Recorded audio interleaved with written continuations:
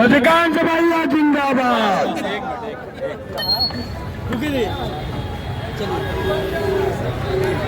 भी आप लोगों को सीट मिल जाए वहां पर आप बैठ जाइए। कुछ ही देर में फुलवारी असेंबली के उम्मीदवार जनाब मेले का उद्घाटन है।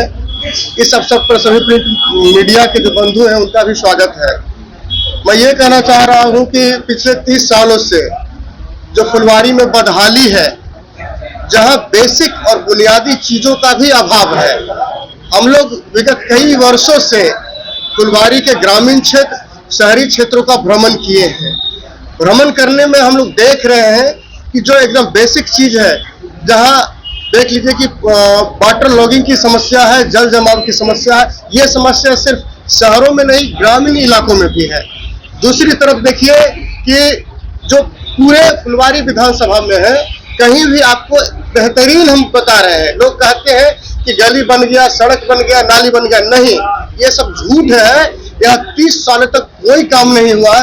आप गली गली चले जाइए, आपको टूटा हुआ सड़क मिलेगा, टूटा हुआ गली मिलेगा, कहीं नाली नहीं है, कहीं नाली है तो जल जमाव की स्थिति है, कहीं पीने की पानी नहीं। ये बेसिक चीज हो गया।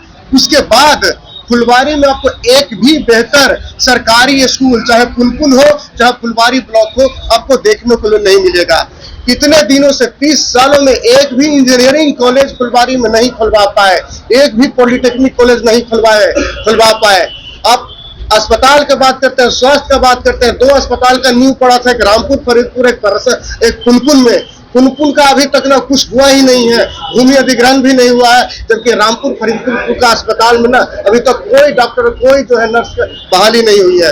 ये तो 2 ही था, लेकिन इतना बड़ा फुलवारी विधानसभा जहाँ पे 460 बूथ है, लगभग 5 लाख की आबादी है, जहाँ अस्पताल की इतनी भारी कमी है कि लोग मजबूरन जो है निजी अस्पताल में जाते हैं, जहाँ की उनका बेहतर जो है ना, गरीबों का इलाज जो है ना, नहीं, डॉक्टर मैडम हमको बताएंगे बेहतर कि उनके लिए कि कम्युनिटी अस्पताल चाहिए, 3-4 पंचायत में एक अस्पताल चाहिए, वो भी नदारत है।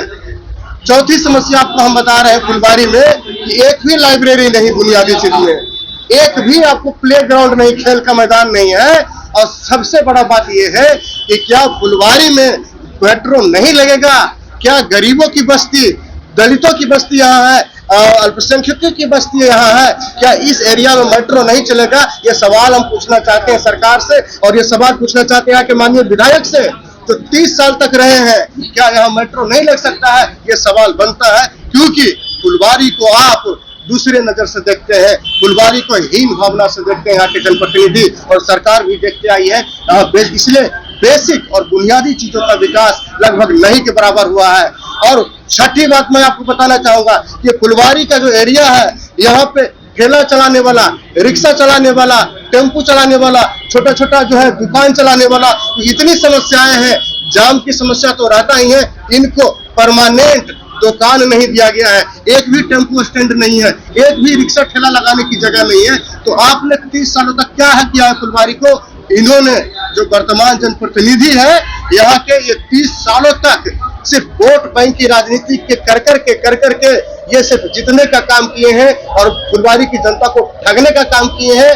इसलिए जन सुराज की जो व्यवस्था है, जन सुराज जो नया बिहार बनाने की बात करती है, नया फुलवारी बनाने की बात करती है, हम लोग शिक्षा का बात करते हैं, रोजगार की बात करते हैं। देखिए सारा युवा पढ़ लिख के हम गांव में जब जाते हैं, पूछते हैं सबसे, हम उनकी मम्मी पापा से पूछते हैं कि आपका बेटा क्या करता है, सबसे दुखी नजर से बोलती है कि बेटा, मेरा बेटा मैट्रिक पास कर गया है, इंटर पास कर गया है, BA पास कर गया है, लेकिन इसको मजदूरी का भी काम नहीं मिलता है।